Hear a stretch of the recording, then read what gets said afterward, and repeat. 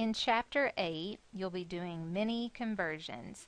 And so just to be clear, I want you to see which conversions you'll be given on the test. And then, of course, the rest of them you'll need to learn, but I'll point those out as well. So you will be given in Chapter 8 formula for converting in temperature Fahrenheit to Celsius or Celsius to Fahrenheit. We can use the same formula for both. You're going to see some more of those examples in section 8.3. Also, you'll be given that length. For length, 1 inch is equal to 2.54 centimeters. And then you'll be given, it'll look just like this. 1 fluid ounce is equal to 2 tablespoons, which is 6 teaspoons, which is 30 milliliters. 1 quart is equal to 2 pints, which is equal to 4 cups, which is 32 fluid ounces, or 0.95 liters. Those of you who do a lot of cooking, that's probably more familiar to you. And then 1 gallon is equal to 4 quarts, which is also equal to 4 pints. And some of these are going to come up in 8.4, I believe. So we'll come back in 8.4 and look back at this chart as well. You'll also be given that weight or mass. 2.2 pounds is equal to 1 kilogram. Or if I want to know what 1 pound is, it's approximately 0.45 kilograms, so about half of a kilogram. Okay, so those will be given to you. And then these are some other things that would be helpful for you. These won't be printed out for you, but these are going to be helpful for you to know. A meter is a little bit longer than a yard.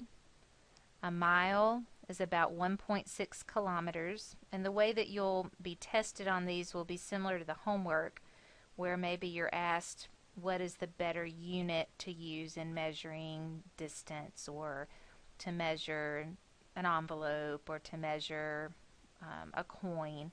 So you need just a general idea of measurement, good number sense. A centimeter is less than an inch. A millimeter is the thickness of a dime. A liter is approximately a quart. And then for temperature, 32 degrees Fahrenheit is the same as 0 degrees Celsius, freezing point of water. And then 212 degrees Fahrenheit is equal to 100 degrees Celsius, boiling point of water. Okay. And then the following need to be memorized. And if you've done your homework, this will you'll be memorizing it as you go. These units, I'm sure you came into the course knowing, but in the U.S. customary system, you'll need to know that 12 inches is 1 foot, that 3 feet equals 1 yard, and that 36 inches equals 1 yard. And then the other thing that you would need to know, and we've done this in several of the examples in this section and the one before, is metric single unit conversions. So we would be looking at these different prefixes: kilo, hecto, deca, the base unit, deci, centi, milli. And a nice way to remember that, or what might help you memorize it: King Henry died by drinking chocolate milk. Remembering that the base unit goes here, which could be either meters, grams, or liters. And then as we convert from one to the other, you move on the scale to the right. You're going to move the decimal to the right. And as you move to the right, you're multiplying by 10 for each position. And if we move from one unit to another and we're moving left, we would move the decimal place to the left. And that would mean that we're dividing by 10 for each position moved. And then another thing, and you'll see this in your homework for several problems, the numbers up here, as we move a place, remember that the metric system is base 10. So every time I move a place, I'm moving a decimal place, I'm multiplying by another unit of 10. So a kilo, which if it was in kilometers or kilograms or kiloliters, would be 1,000 of whatever the base is. Hecto is 100 of whatever the base is. Deca is 10 of whatever the base is.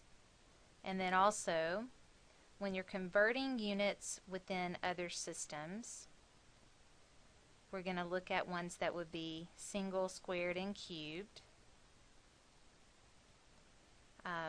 We would want to, and we'll do some examples here in a minute, we're going to multiply by one which is considered a unit fraction, units that you want over units that you want to get rid of. Okay, so let that be a nice study sheet for you of what you need to know from Chapter 8 and what you'll be given. Now, the handout that you should have printed, we're going to go quickly through some of these. I would use, because on in these 8.1 examples, we're just using single units. King Henry died by drinking chocolate milk. So if I'm going to convert from kilometers to meters, I'm going to start with kilometers. I would move 1, 2, 3 places to the right, which would make this 1,000, because the decimal place in all of these is there. 1 meter to a kilometer, I would start with meters, which is the base. These, remember, could be meters, they could be grams, they could be liters. So if I begin with meters and go to kilometers, I want to move my decimal place 3 places to the left. So 3 places to the left would give me 0.001 kilometers.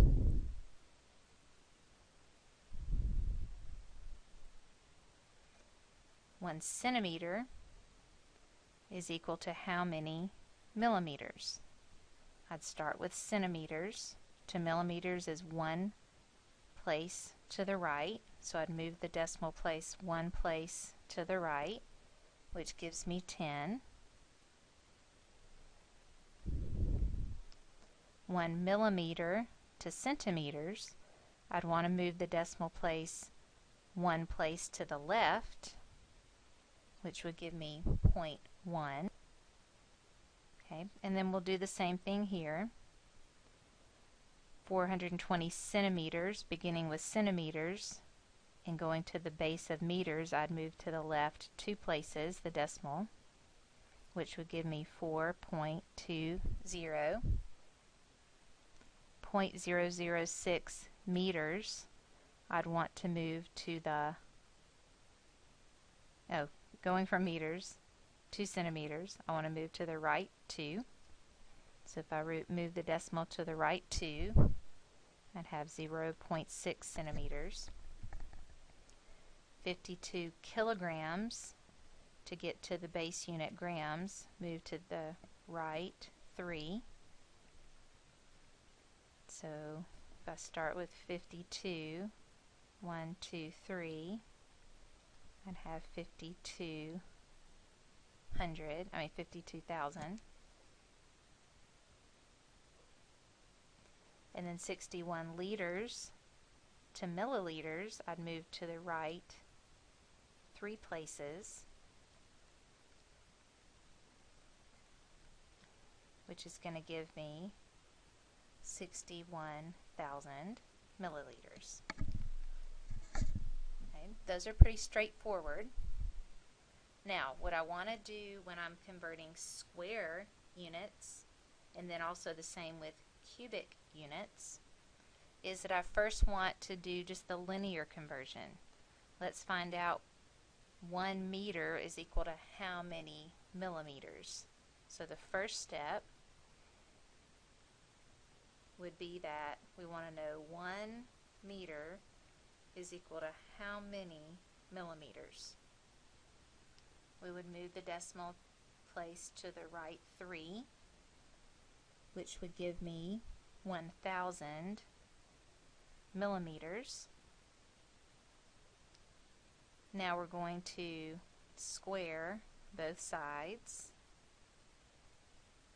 which would mean that we would have found that 1 square meter is equal to, and when I square this, 1,000 times 1,000, I'm going to end up with 6 zeros, which gives me 1,000,000 square millimeters. So now we want to convert 4 square meters to square millimeters. So what we want to do is we're going to use that unit fraction or unit factor.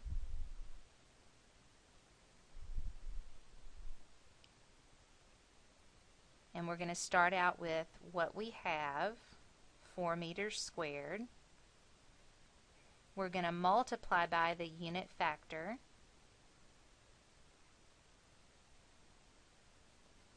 We want to get rid of the square meters, and we want to end up with square millimeters. So we just found that 1,000,000 square millimeters is equal to 1 square meter. So this has a value of 1. And as I multiply, the square meters will cancel out. As I multiply a fraction, this is like a 1, we already have 1 in the denominator here. Multiply across the numerator, we'll end up with 4,000,000 square millimeters. I can barely fit that in there, so I'm going to keep it right here. Okay. Now, let's do the same for square yards to square feet. I know that in just the linear conversion, 1 yard is equal to 3 feet. Remember, that's one you'd need to memorize. So when I square both sides, I'd get 1 square yard equals 9 square feet. So then what we have are 2 square yards. I'm going to multiply that by the conversion factor of what we want to get rid of is on the bottom, what we want to keep is on the top. So we'd have 1 square yard is equal to 9 square feet.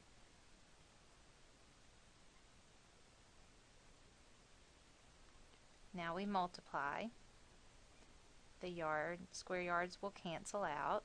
Multiply across the top, and we do have a understood 1 here. So I'd end up with 18 square feet over 1. So 2 square yards is equal to 18 square feet. We're looking at cubic feet and cubic yards.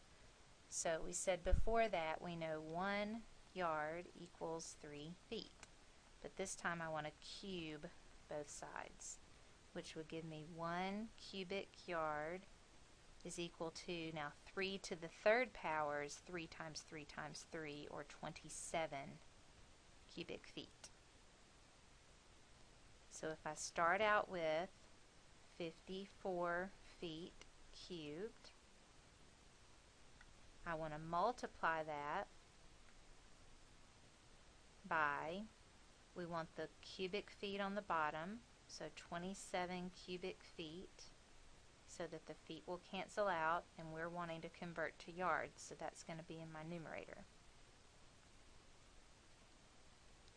And now when I multiply, the cubic feet will cancel out,